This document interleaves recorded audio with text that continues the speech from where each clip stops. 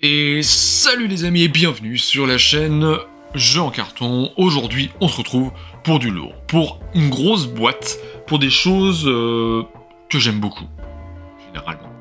Aujourd'hui on va parler... Alors ça parle pas trop, il y a un petit reflet, t'as vu? C'est chez moi, c'est mon jardin que tu vois à travers la boîte là. C'est Black Rose Wars Renaissance, voilà, c'est marqué en fait sur le côté. C'est marqué là. Donc Black Rose Wars Renaissance, un jeu de chez Intrafin, que je remercie pour la copie. C'est donc le deuxième opus de la série Black Rose Wars, et donc dans Black Rose Wars, eh bien, quel est l'intérêt, quel est le but de ce jeu? Eh bien, c'est que vous allez incarner des magiciens de la Loge Noire, voilà. Le problème, c'est que déjà, dans cette boîte, qui est le deuxième opus encore une fois, il n'y a pas le moindre lore d'indiqué. On ne sait pas ce qu'on fait là. Ah, voilà. On commence par un point négatif. Attention. Attention, on commence à être négatif. Mais oui, il faut que je le dise parce que finalement, je peux pas vous en dire grand chose. Il faudra aller chercher dans les livrets de règles du premier opus pour pouvoir avoir des bribes de semblant de l'or, pour pouvoir un peu comprendre ce qu'on fait là. Mais bon, sachez qu'en tout cas, dans cette boîte, il n'y en a pas. Voilà, ça c'est dit, c'est fait, on évacue. Je vais t'expliquer dans cette vidéo toutes les règles qu'il faut connaître pour pouvoir jouer à ce Black Rose Wars. Je vais essayer d'être succinct, histoire que vous ayez vraiment une vision d'ensemble, en tout cas, de ce que propose ce jeu. Et en fin de vidéo, je te dis ce que j'en pense. Et on commence maintenant, juste après. Tu m'as laissé un petit pouce bleu et que tu te sois abonné. Vous êtes encore nombreux à regarder cette chaîne sans être abonné. Et bien là, c'est l'occasion. Si tu es ici, c'est que le jeu t'intéresse. Donc n'hésite pas à t'abonner. Et on commence maintenant.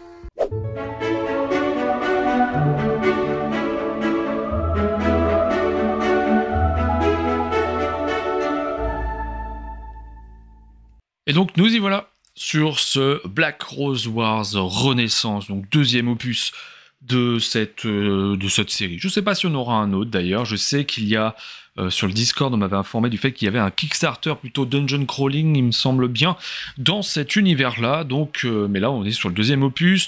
Déjà, je n'ai pas joué au premier, donc je ne vais pas faire de comparatif par rapport au premier jeu, mais donc on va bien développer un petit peu ce qu'il faut savoir concernant donc ce Black Rose Wars Renaissance, qui est un jeu assez original, je dois le dire. Donc, on va regarder ça maintenant. Déjà, tout d'abord, quel est le but du jeu?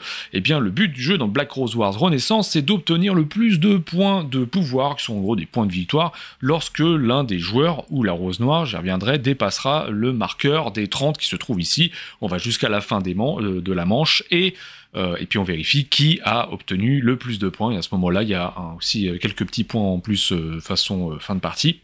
Et à ce moment-là, bien sûr qu'il y en a le plus, évidemment, remporte la victoire. Tout d'abord, regardons la mise en place. Alors, il faut savoir que lorsque vous mettez en place, vous avez des configurations à respecter en fonction du nombre de joueurs, car c'est un jeu qui se joue en solo. Alors, en solo, vous allez affronter un ennemi donc qui s'appelle, je ne sais plus son petit nom, mais bon, c'est un automate. Donc, du coup, vous mettez une config de joueurs. Donc, en gros, vous avez une config 2 joueurs, 3 joueurs, 4 joueurs. Ici, j'ai mis, juste pour faciliter le visuel, j'ai mis une mise en place 2 joueurs. Alors, ça change pas le nombre de tuiles que vous allez avoir au centre, mais évidemment, ça change les dispositions des tuiles de départ de chaque mage. Donc vous mélangez, vous mettez au hasard, et vous avez la salle de la Rose Noire qui est systématiquement au centre, avec la salle du trône à côté. Donc ça, vous regardez sur le livret, ils vous diront comment est-ce qu'il faut les placer. Les autres sont mises de manière aléatoire. Une fois que vous avez fait ça, vous allez mettre sur le côté droit, sur le côté gauche, voilà, ça s'imbrique bien dedans, vous mettez les plateaux qui sont indiqués ici, voilà, ici vous avez des marqueurs, un marqueur gris, un marqueur doré, un marqueur noir, qui correspondent aux différentes phases de la lune, que vous allez donc faire évoluer au fur et à mesure que quelqu'un passera dessus. Donc vous les mettez, il y a une petite étoile indiquée dessus, vous le placez dessus tout simplement. Vous avez différents paquets de cartes, on commence par le paquet de cartes quête avec le premier croissant de lune, donc c'est la première phase, vous le mettez ici, les autres vous les gardez pas très loin, voilà, vous avez d'autres paquets comme ici, vous mettez prêt à être sorti. Ici, il n'y a pas besoin de mélanger, ce sont les différentes évocations, donc ce sont des créatures qui vont arriver, qui seront à votre botte, en gros, vous les mettez ici. Là, pareil pour ce qui est des maléfices, et ici, pour ce qui est des améliorations, ça, il n'y a pas besoin de mélanger, ce sont des choses que vous allez devoir sélectionner, vous allez devoir chercher dans le paquet. Ça c'est fait. De ce côté-ci, vous avez un plateau sur lequel vous allez mettre de la même manière, donc le même croissant de lune. Ici, ce sont les cartes événements. Vous allez vous placer le paquet ici. Là, vous avez des cubes noirs. C'est pour la Rose Noire, pour que la Rose Noire puisse placer des cubes. Ça, c'est pareil. Vous comprendrez après à quoi ça servira. Et c'est tout ce qu'il y a à mettre ici. Et pareil, vous avez d'autres paquets de cartes qui vont venir ensuite pour pouvoir, d'ailleurs je vais les écarter parce que je pense que maintenant que vous avez vu, c'est pas nécessaire que je vous les laisse sous le nez, ça n'apporte rien, mais voilà, je les mets de côté. Vous savez très bien maintenant que ça va évoluer, donc il va falloir changer les decks à ce moment-là. Sur le côté du jeu, de la zone de jeu, vous allez mettre, donc vous avez une grande carte qui correspond donc à un sortilège. Un type de sortilège, donc pardon, pas n'importe quoi, type de sort, donc là c'est le type sortilège. Vous avez technomancie, ici on a agonie, alchimie, chamanisme, cauchemar, et en fait sur les cartes en elles-mêmes, eh bien vous avez la même symbolique en haut à gauche qui va vous indiquer, et puis la couleur en plus, qui va vous indiquer à qui appartient, à quelle école de magie appartiennent ces paquets. Donc en gros, il va falloir les mélanger, mais avant ça, vous allez faire votre mise en place de joueurs. Donc maintenant que ça c'est fait, vous prenez votre plateau joueur, donc là j'ai pris une planche violette qui va correspondre à vos socles également. Vous avez aussi tout un jeu de jetons, voilà, de cubes, etc. que vous allez prendre à votre couleur. Vous choisissez un personnage, vous le mettez dans cet encart là, donc là voilà, hop, j'ai glissé cette carte en fait à l'intérieur, donc là vous pouvez la mettre dessus, vous prenez les 2 jetons d'action physique, voilà, vous les placez dessus comme ça, et ensuite une fois que vous avez fait ça, eh bien, il va falloir donc vous récupérez votre figurine, voilà votre figurine, vous avez un socle, donc là j'étais un peu plus vite, puisque normalement les cellules de départ sont mises face cachée, et vous sélectionnez une couleur et un mage, et en fait vous le révélez, et ça vous permet un placement aléatoire également en début de partie, mais bon là j'ai mis le violet ici, c'est juste pour que moi ça me facilite pour vous expliquer, mais voilà, sachez que c'est comme ça que ça marche, et ensuite une fois que vous avez fait ça, vous allez sélectionner, c'est pour ça que je vous dis que c'est pas nécessaire de mélanger, vous allez sélectionner une école de prédilection. Et alors comment est-ce que ça se passe? Par exemple, moi j'ai déjà constitué le deck, mais j'ai choisi l'agonie. Alors les différents decks évidemment apportent des choses différentes, je vous en parlerai un petit peu plus tard. Mais par exemple ici je veux le deck de l'agonie, très bien, je l'ai ici. Qu'est-ce que je vais en faire de ce deck? Eh bien je le retourne, et ici on va me dire que je peux prendre le premier grimoire ou le second grimoire. Ce qu'on appellera grimoire dans ce jeu, c'est la pioche de jeu en fait, c'est votre deck de départ. Et donc là j'ai Fureur Sadique ou Algolagni, et dans ce cas là moi j'ai pris le premier, Fureur Sadique, donc j'ai été chercher les cartes du même nom à l'intérieur du paquet, et donc il y en a 6, et j'ai pris donc les 6 cartes qui correspondent à mon deck de départ, et à ça, je vous montre ça, hop là, très rapidement, et à ça, je viens ajouter la carte de mon personnage, que chaque personnage a 3 cartes, donc on a 3 cartes comme celle-ci, et donc voilà, mon personnage va avoir cette carte-là, plus les 6 cartes du paquet que j'ai sélectionné. Vous mélangez ce paquet, et d'ores et déjà, vous allez donc envoyer une carte dans vos souvenirs, qui est la défausse, tout simplement. Et vous le mettez, hop, à droite de votre paquet, et le reste, c'est votre pioche que vous placez ici. Et voilà, et vous sélectionnez un premier joueur à qui vous offrez cette couronne-là, ce jeton premier joueur, qui permet aussi d'obtenir un point de victoire à la fin de la manche. Et voilà, et vous êtes prêt à démarrer. Comment est-ce que ça se passe? D'ailleurs, petite précision, lorsque vous sélectionnez des cartes, lorsque vous sélectionnez une école, vous ne prenez pas dans les sorts oubliés. Les sorts oubliés, c'est un truc spécifique à la Rose Noire, et donc ça, je vous explique ensuite. Je vais essayer d'être exhaustif, même si il y a beaucoup de choses, c'est un jeu quand même qui est assez riche, donc je vais tâcher de cibler mes explications de telle manière à ce que vous ayez une meilleure représentation dans votre esprit de ce que va vous proposer Black Rose Wars Renaissance. Donc comment est-ce que ça se passe? Eh bien déjà, fortement important, il va falloir prendre votre carte d'aide de jeu pour pouvoir suivre les différents tours, parce que dans un tour de jeu, vous avez donc 6 phases, et il va falloir suivre ces phases au fur et à mesure. Phase de la Rose Noire, d'étude, de préparation, d'action, d'évocation et d'entretien. Comment est-ce que ça se passe? Phase de la Rose Noire, on commence, s'il y avait des cartes événements déjà placées, on les décale d'un pas vers la droite, et ici, je révèle la première carte. Qu'est-ce qu'elle me dit? Elle me dit déjà, vous avez un symbole de couronne qui dit que le joueur qui l'a révélé, donc normalement c'est celui qui se trouve à droite celui qui possède la couronne qui tire, donc là si c'est mon voisin de droite il la tire, ok, il y a la couronne, il la prend. Ça attention, c'est une règle qui peut être altérée si jamais vous préférez jouer façon Eurogame. Dans ce cas là, vous ne distribuerez, la couronne changera de main exclusivement sur des actions entreprises par le joueur. Et là, vous avez un effet, mais surtout, ce qui nous intéresse, c'est de voir la carte entre en jeu. Donc là, on a un petit 1, la carte entre en jeu. On me dit que lorsqu'une carte événement entre sur le plateau, la rose noire gagne 1 point. C'est possible d'avoir 0, c'est possible d'avoir plus. On prend le marqueur de la rose noire, il se déplace et gagne son premier point. Ici, on vous donne l'endroit où doit être placée cette carte, par exemple, hop, ici, on me dit que c'est à gauche. Quand est-ce que cet événement entre en jeu? On me dit que c'est permanent. Là, on va dire, donc on va me donner un effet. Je vais pas vous le détailler ici parce que finalement, ça va pas vous aider dans ces explications. Sachez juste que lorsque la carte est défaussée, il y a la possibilité aussi pour que la rose noire remporte des points. Une fois qu'on a fait ça, eh bien, on vérifie tous les événements, donc celui qu'on vient de placer et ceux qui sont déjà en place. On vérifie les effets qu'ils ont, est-ce qu'ils ont lieu dans la phase de la rose noire, qui est la phase actuelle, et on les résout tous. Et ça va être quelque chose qui va revenir dans toutes les phases, évidemment. Si vous en avez pour la phase d'action, eh bien, il va falloir le faire à ce moment-là, etc., etc. Et ensuite, une fois que ça c'est fait, vous allez pouvoir, donc chaque mage qui n'a pas de quête active va pouvoir en piocher une. Donc on prend une quête, et voilà, au début, vous allez forcément le faire, puis ensuite, eh bien, vous verrez bien. Les quêtes, c'est quelque chose qui est assez particulier, puisque vous allez les placer, vous allez les lire, et la plupart du temps, vous allez les placer face cachée à gauche, donc dans votre zone de quête active, et ils vont vous donner quelque chose à réaliser. Une fois que vous avez réalisé la quête, vous allez le placer sur le côté droit, ce sera une quête accomplie. Elle ne sera pas encore résolue. La différence, c'est qu'une quête accomplie, c'est que vous avez accompli les conditions, donc vous avez atteint les conditions pour la retourner, mais pour la résoudre, il va falloir donc récolter la récompense. Et pourquoi est-ce que vous ne voudriez pas le faire maintenant?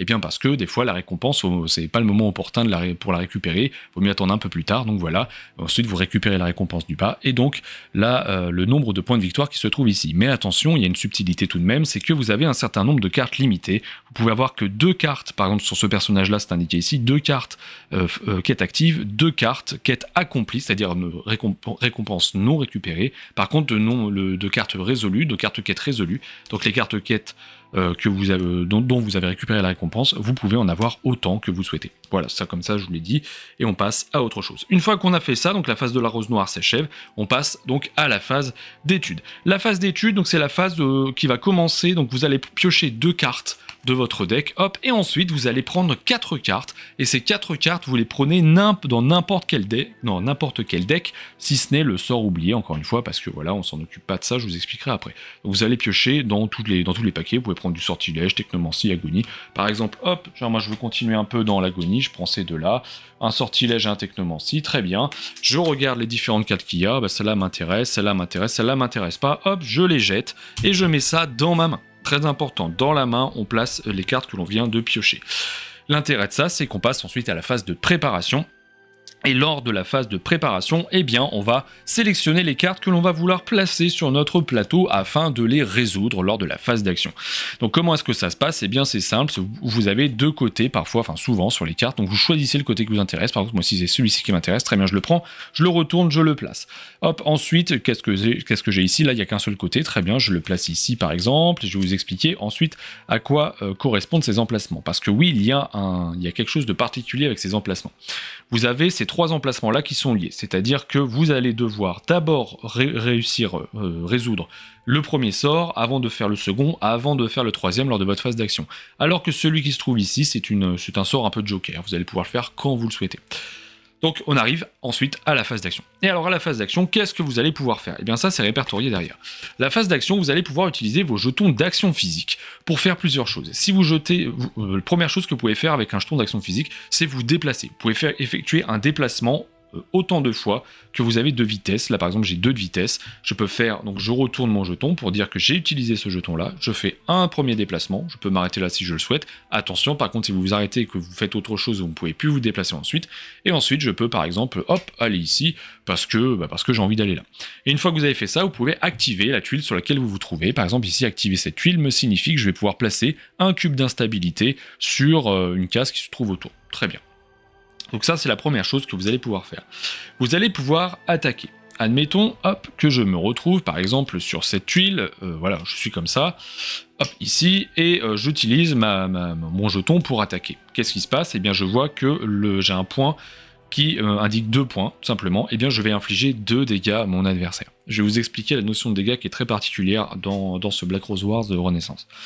Et enfin, commander, ça c'est quelque chose que vous allez voir, vous allez pouvoir obtenir des évocations, et donc le fait de commander une évocation, c'est donc vous retournez, donc c'est pareil, hein, hop, vous retournez votre jeton, vous allez la commander, vous allez la déplacer d'un certain nombre de points en fonction du nombre de points de déplacement qu'elle a, et vous allez attaquer. Voilà, et puis vous avez des petits effets forcément suivant l'évocation.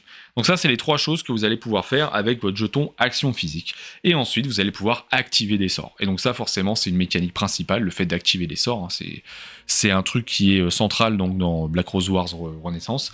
Et lorsque vous voulez activer un sort, eh bien vous allez pouvoir prendre soit le premier disponible sur la liste du bas, donc là par exemple je peux prendre celui-ci, je peux prendre le Joker, donc ça c'est quand je veux, mais attention, dans un seul tour je ne peux pas faire et le premier et le deuxième, ou et le deuxième et le troisième, je ne peux pas en activer 2 de suite sur la ligne du bas, mais par contre je peux faire 1 et 2, et dans ce cas là je ne fais pas d'action physique puisque j'ai déjà fait 2 actions, parce que je le rappelle on ne fait que 2 actions pendant un tour.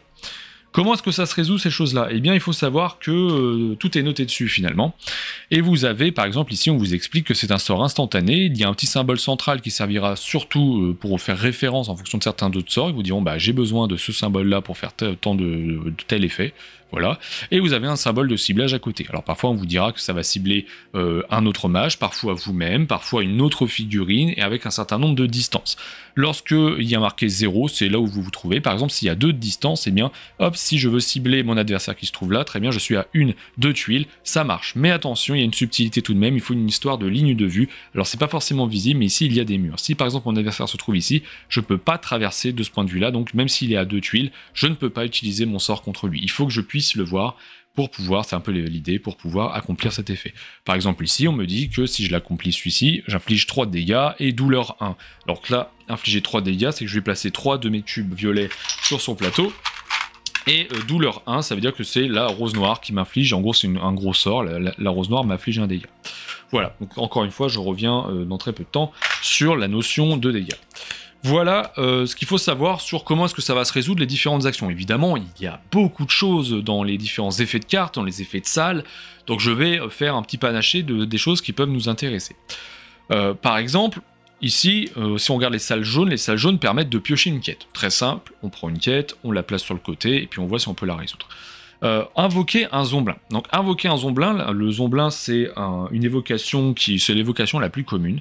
Donc vous allez, hop, je prends la figurine, vous allez prendre la figurine correspondante, vous allez prendre un socle, hop. Donc les socles, ils correspondent, par exemple j'ai un socle avec, alors je sais pas si on va le voir correctement ici, vous allez avoir un socle avec une espèce de pierre là, qui va rappeler le fait qu'il n'y ait qu'une seule pierre sur la partie de gauche, c'est juste pour dissocier les différentes créatures si jamais vous en avez plusieurs. Vous prenez la carte du Zomblin, vous la mettez en dessous, voilà ici, donc c'est une carte comme celle-ci, hein, hop. C'est une carte comme ça, et dessus, en fait, sont notées plusieurs informations, ce déplacement, les dégâts qu'il fait, le nombre de points de vie, puis un effet particulier. Vous le placez en dessous de votre plateau, vous prenez la figurine, hop, un socle, et voilà, elle est disponible sur le plateau. L'intérêt des évocations, c'est qu'ils vont pouvoir s'activer plus tard pour pouvoir infliger des dégâts, ce genre de choses-là, se déplacer, voilà. Vous avez d'autres effets, le jardin par exemple, le jardin va permettre de placer, donc c'est ce petit symbole noir là, de placer des instabilités. Les instabilités, ce sont des cubes de votre couleur que vous allez placer dans les différents symboles, dans les différents socles des salles là. Par exemple ici on me dit que je peux placer une instabilité à 1 d'écart. Donc je peux me dire, bah, je peux la placer sur moi, ou plus loin, je peux la placer par exemple ici, hop, je place une instabilité. L'intérêt de ça, c'est que lorsque vous allez compléter la totalité, donc tout le monde va participer, hein, lorsque la totalité de la salle sera complétée, et bien à ce moment-là, vous allez réparer la salle, et alors lorsque la salle sera réparée, eh bien vous allez obtenir des points, et ça j'y reviens après également. Vous allez pouvoir infliger des dégâts, donc ça je reviens aussi sur les dégâts juste après. Vous allez pouvoir piocher dans votre pioche pour être plus préparé lors de la prochaine phase, et vous avez des trucs particuliers. Ici, la salle du trône, cette salle-là, par exemple, elle va vous permettre de perdre un point de victoire, mais en échange, vous allez récupérer la couronne qui vous fera commencer la prochaine phase en premier, et qui permettra d'avoir un point de victoire à la toute fin. Et vous avez la salle de la rose noire, donc la salle de la rose noire, forcément, une des salles très puissantes. Ici, vous allez défausser 3 cartes de votre main pour obtenir une carte sort oubliée, qui sont des cartes très puissantes, de ces cartes sort très puissantes, mais que vous allez jeter définitivement une fois que vous l'aurez utilisé. Et voilà, on a fait un petit peu le tour des différentes salles et de ce qu'elles vont pouvoir accomplir. Maintenant, Voyons les différentes choses qui vont vous permettre de scorer. Comme je vous l'ai dit, vous allez avoir la possibilité de scorer lorsque vous allez compléter. Alors si par exemple, hop, je vais prendre cette tuile là. Par exemple, on va placer des cubes, on se dit que la partie, voilà, elle avance, chacun y met ses petits cubes, hop, par exemple comme ça, très bien. Et la rose noire aussi, parce que la rose noire, vous verrez qu'elle en placera grâce à des effets. Lorsque l'on arrivera, donc lorsque tout le monde aura fait ses actions et que l'on va se retrouver dans la phase d'entretien, vous allez pouvoir prendre cette tuile, vous allez regarder tous les cubes qui se trouvent dessus, et suivant un système de majorité, vous allez donner des points, donc attribuer des points aux différents joueurs. Donc là, par exemple, on voit que le joueur rouge a placé 3 cubes, le joueur violet, donc je suis, en a placé 2, et la rose noire 1. 3 cubes majoritaires, on voit ici le fanion de gauche me dit que le premier obtient 4 points de pouvoir, donc le rouge obtient 1, 2, 3, 4 points de pouvoir. Le deuxième que je suis obtient 2 points de pouvoir, hop, et tous les autres participants obtiendront 1 point de pouvoir, donc là la rose noire obtient 1 point. Une fois que ça c'est fait, on retire tous les cubes de la tuile et on la retourne, ce qui permet d'avoir une salle réparée, et on va chercher, hop, dans ces jetons-là, ce sont les jetons des pouvoirs des nouvelles salles, en gros des salles réparées. Vous allez chercher là-dedans la salle correspondante. Donc là, par exemple, on parle de salle de l'oracle, elle est là. Et vous avez un effet qui est plus puissant. Donc là, hop, vous allez avoir un effet plus puissant que vous allez placer donc sur la salle, et donc vous allez pouvoir activer une seule fois par manche. Voilà, je ne vais pas rentrer dans le détail des effets, mais vous comprendrez que ça permet d'obtenir des points, et en plus de ça, d'avoir de nouveaux effets. Ça, c'est l'une des manières d'obtenir des points dans Black Rose Wars Renaissance. Une autre manière, c'est d'être agressif, finalement, c'est d'attaquer les autres joueurs.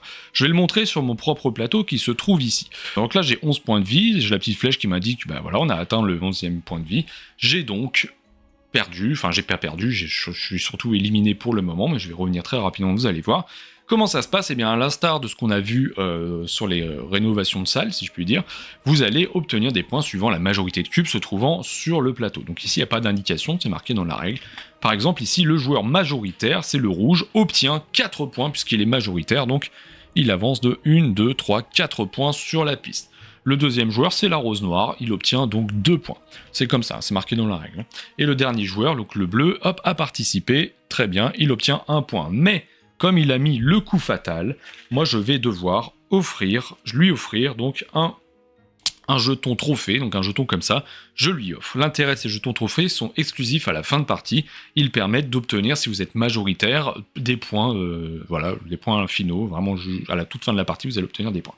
Une fois que vous avez fait ça, votre personnage retourne dans sa cellule, et on retire tous les cubes, bien évidemment, que l'on redonne à tout ce petit monde, là, à tous ceux qui ont participé à la bagarre. On leur rend, et puis bah voilà, vous êtes obligé de repartir ensuite de là où vous êtes, donc de là où vous êtes dans votre cellule. Voilà une autre manière d'obtenir des points. Et donc c'est deux manières qui sont essentielles, qui sont centrales dans Black Rose Wars Renaissance. C'est vraiment deux manières de gagner des points qui sont très importantes. Donc le fait de réparer des salles, et le fait donc de tabasser les autres pour pouvoir obtenir des points de majorité en fonction du nombre de cubes qui sont placés.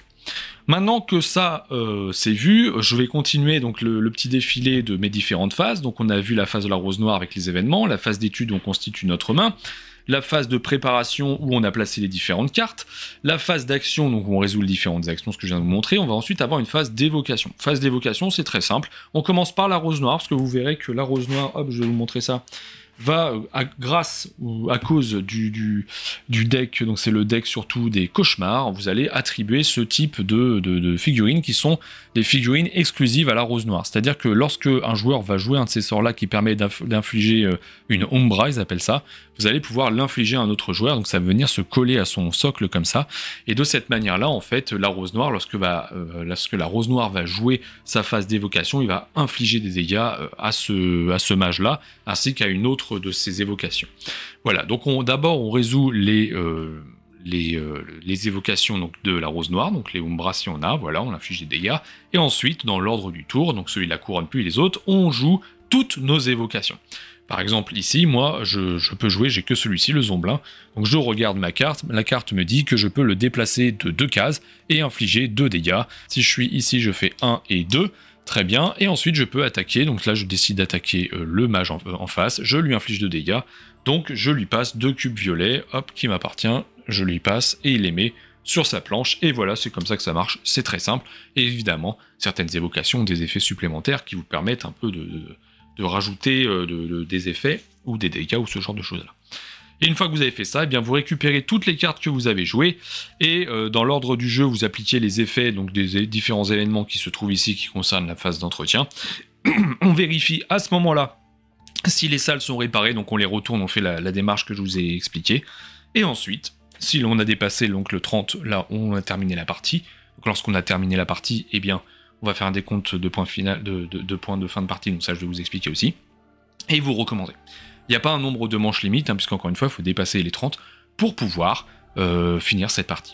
Voilà, alors qu'est-ce que je peux vous dire comme subtilité? Déjà des différentes cartes que vous avez, des différentes cartes que vous avez dans les decks, vous allez obtenir, hop, alors j'essaie de vous trouver tout ce qu'il faut, voilà. On a 3 types de cartes vraiment dans les decks. Donc dans les decks, vous allez avoir des cartes d'effets, voilà, qui sont décrites dessus. Donc là, vous les résolvez dès que vous allez le retourner. Vous faites l'effet, vous ciblez ce qui est indiqué à cibler, et voilà. Vous avez des cartes pièges. Donc là, la carte piège, c'est particulier, parce qu'il est noté, par exemple, ici, que le piège se déclenche si un autre mage rentre dans une salle rouge ou une salle jaune. C'est-à-dire que lorsque vous le mettez sur votre plateau, si jamais vous l'activez, vous vous dites, bah, si jamais vous le retourniez, vous dites, bah voilà, moi j'ai mis un piège dans ces salles-là, les autres joueurs vont jamais passer dedans.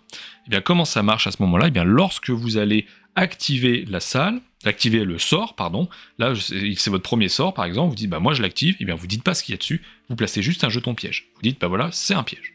Et vous dites pas quoi. Et donc lorsqu'évidemment un joueur va passer dans cette fameuse salle, vous allez pouvoir déclencher le piège et résoudre ce qui est indiqué dessus, et ensuite le joueur reprendra son activation.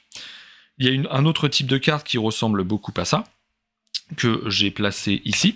Vous avez des boucliers. Voilà, ici on vous explique qu'une autre figurine vous inflige des dégâts. C'est pareil, vous le laissez face cachée. Lorsque vous l'activez, donc c'est une de vos deux actions, vous dites bah voilà, moi j'active ça, je place un bouclier. Et lorsque quelqu'un va vous infliger des dégâts, enfin en tout cas, lorsque les conditions qui sont indiquées se présentent, vous allez pouvoir dire attention, j'ai un bouclier, je le retourne et je fais les différents effets qui se trouvent dessus. Et voilà, vous avez vu comment est-ce que ça fonctionne. On a fait le tour, donc je récapitule, vous allez faire la phase d'événement, vous allez faire la phase d'étude qui est le fait de prendre des cartes, voilà, et de constituer votre deck, phase de préparation, vous allez le placer sur le plateau, la phase d'action, vous résolvez donc tout ce que vous avez fait, phase d'évocation, vous activez les évocations que vous possédez encore à ce moment-là, et la phase d'entretien où on nettoie tout, et vous continuez ainsi et ainsi. Lorsque l'on dépasse la première fois ce marqueur-là, ce que j'ai expliqué, vous allez changer de paquet, hop, ici, et donc vous mettez voilà, ce symbole-là, donc la nouvelle lune, et vous faites pareil sur les événements, c'est tout, pareil sur le 18, et ensuite vous arrivez donc au 30, et là au 30 c'est la fin de partie, vous comptez tous les points que vous avez, voilà, que vous possédez, donc vous regardez les points que vous avez là, à ça vous allez rajouter, vous allez vérifier le nombre de quêtes accomplies, tout le nombre de quêtes résolues, pardon, vous avez récupéré la récompense. Le nombre de quêtes résolues, du coup, celui qui en a le plus obtiendra 4 points, le second 2 points, le dernier 1 point.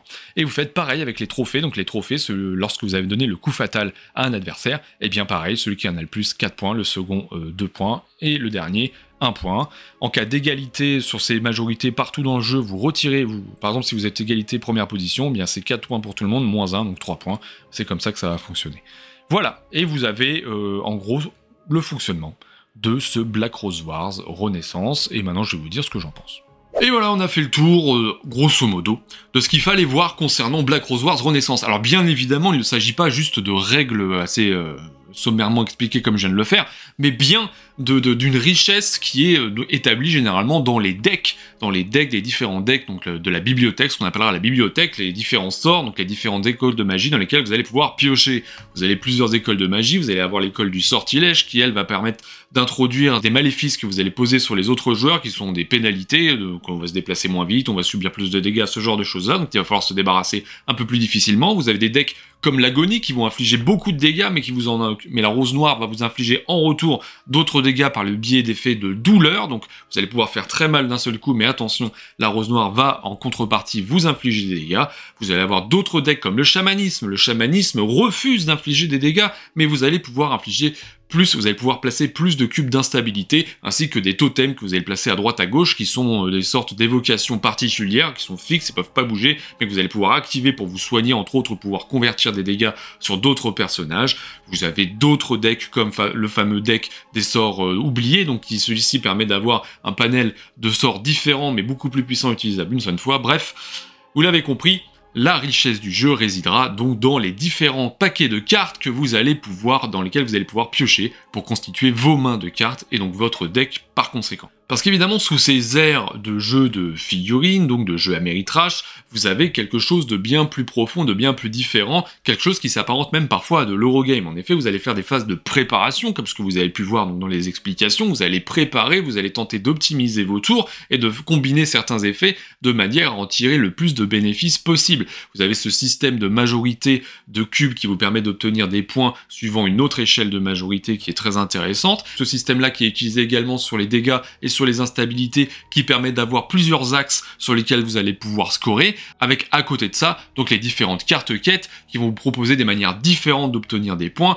et des effets aussi qui vont pouvoir se combiner avec ce que vous avez déjà opéré. Par exemple, vous avez des quêtes qui vous permettront de placer directement plusieurs cubes d'instabilité à un seul endroit. Si vous êtes bien débrouillé, que vous avez déjà placé des cubes à cet endroit-là, eh bien vous allez pouvoir réparer la salle en fin de manche, ce qui peut être intéressant donc d'avoir un effet one-shot comme ça qui va vous permettre de progresser d'un seul coup sur une réparation de salle.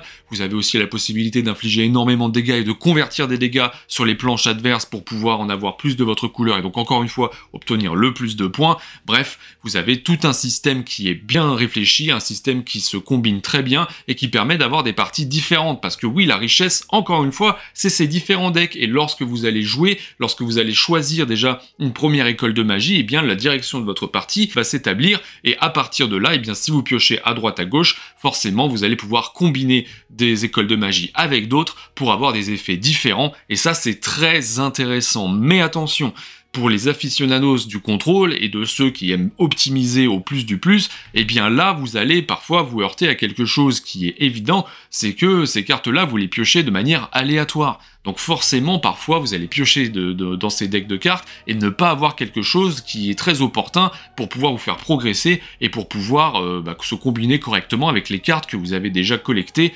lors des différents tours. Donc ça, c'est quelque chose à prendre en compte. C'est un jeu qui n'est pas purement déterministe. On est vraiment sur quelque chose de parfois chaotique, notamment dans ces différentes pioches. Vous n'avez pas forcément le choix. Alors vous pouvez optimiser vos chances de piocher quelque chose qui vous convient dans un deck, mais ça veut dire que vous allez piocher par exemple vos 4 cartes dans le même deck, il y en a 2 que vous allez jeter, mais dans ce cas-là, vous allez vous mono-spécialiser, et c'est pas forcément quelque chose qui est recommandé dans ce jeu-là. Si vous commencez une partie, je vous suggère de commencer vers une seule école, au moins sur la première manche, mais vous verrez très rapidement que lorsque vous allez piocher à droite à gauche, les effets sont tellement différents et permettent d'avoir des approches tellement différentes de vos parties, que vous allez très rapidement diversifier votre deck pour avoir donc des parties bien plus amusantes et bien plus diversifiées. Donc là se pose la question de la cible de ce jeu. À qui s'adresse Black Rose Wars Renaissance?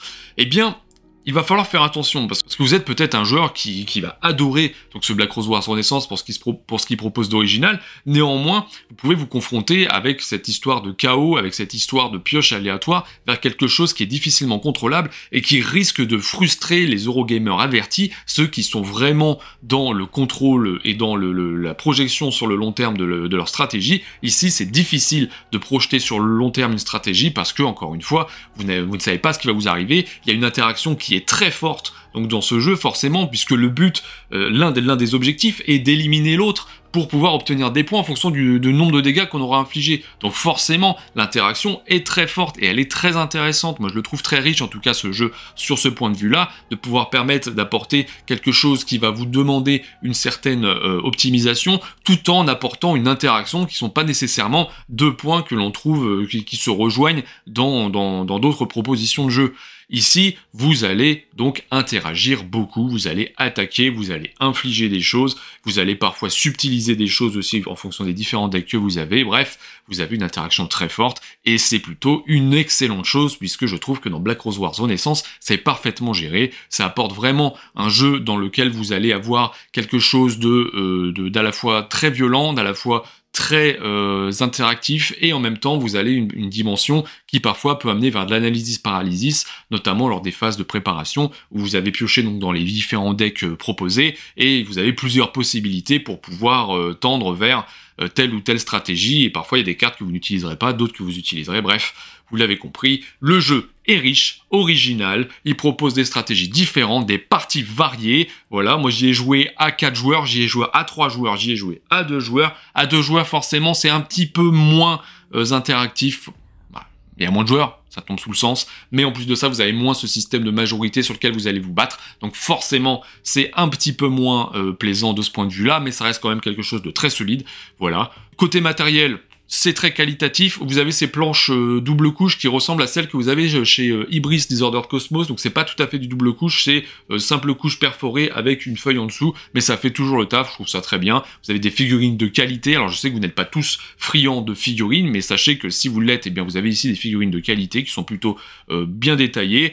Bref, du beau matériel, un jeu original, des parties qui sont, voilà, on va tourner généralement, aller à 3 joueurs, une fois qu'on connaît le jeu, on tourne autour de 2h30, je dirais, 2h, 2h30, voilà, c'est un jeu dynamique. C'est un jeu qui propose beaucoup de choses. Le point négatif étant finalement cette absence un peu de lore, donc c'est sympa d'avoir des figurines, d'avoir des jolies tuiles, parce que les tuiles sont vraiment très belles, on a vraiment des jolies salles.